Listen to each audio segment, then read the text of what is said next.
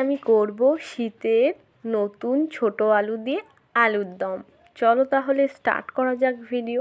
দেখুন কি ছোট ছোট আলুগুলো, তাই না? প্রথমে আমি আলুটা ছুলে নেব।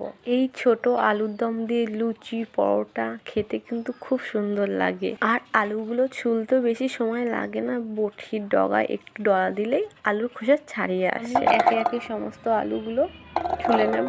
ভালো করে জল দিয়ে ধুয়ে নিয়েছি সমস্ত আলুগুলো। এখন আমি একটা কড়াইয়ের মধ্যে নিয়ে নিচ্ছি সেদ্ধ করার জন্য।